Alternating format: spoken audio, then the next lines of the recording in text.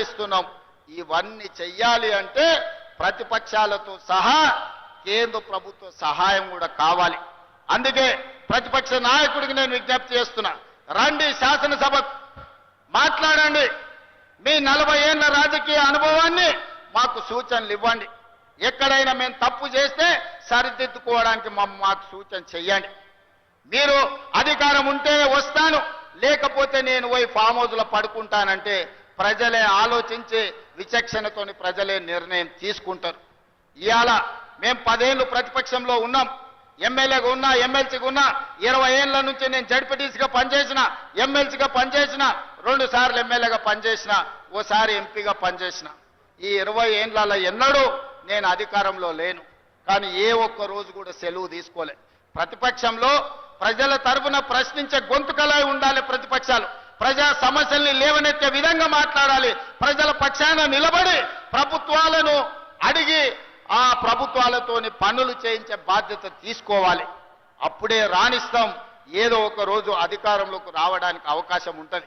20 ఏళ్ళు ప్రతిపక్షంలో నిలబడి జడ్పీటీసీగా, ఎమ్మెల్సీగా, ఎమ్మెల్యేగా, ఎంపీగా, కాంగ్రెస్ పార్టీ అధ్యక్షుడిగా పనిచేసిన కాబట్టి ప్రజలు నిండు మనసుతోని ఆశీర్వదించి 92 లక్షల మంది ఓట్లేసి తెలంగాణ రాష్ట్ర ముఖ్యమంత్రిగా ఈ రోజు బాధ్యత ఇచ్చిండ్రు.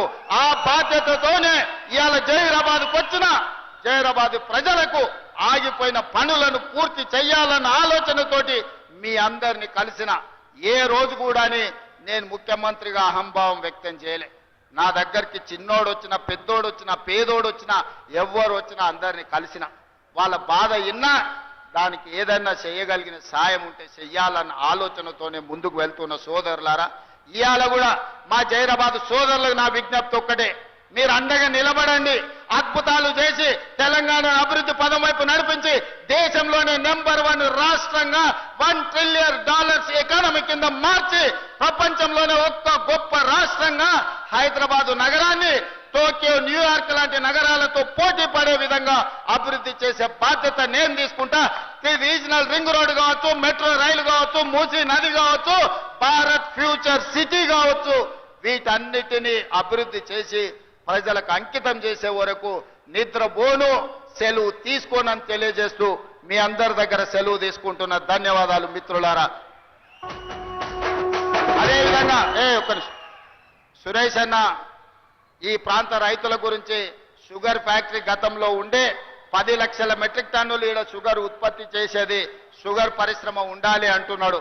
రైతులందరూ కలిసి కోఆపరేటివ్ సొసైటీ ఏర్పాటు చేసుకొని కోఆపరేటివ్ సొసైటీ ఆధ్వర్యంలో మీరు షుగర్ ఫ్యాక్టరీని నడిపించుకుంటామంటే నిమ్స్లోనే మీకు 100 ఎకరాల స్థలాన్ని కేటాయించే బాధ్యత నాది.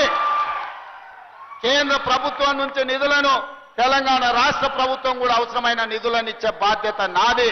ఈ రోజు కులగణన చేసిన, లేకపోతే ఈ రోజు సామాజిక వర్గాల ఎస్సీ ఉపకులాల వర్గీకరణ చేసిన, ఈ రోజు సమాజంలో ఉన్న రుగ్మతలను తగ్గించాలి, ఈ సమాజంలో అందరినీ సమానంగా అభివృద్ధి చేయాలని ఎస్సీ కులాల వర్గీకరణ చేయడమే కాదు, ఈ రోజు జనగణనలో కులగణన చేసినాం. అదే విధంగా ఇవాళ రైతాంగాన్ని ఆదుకుంటాం.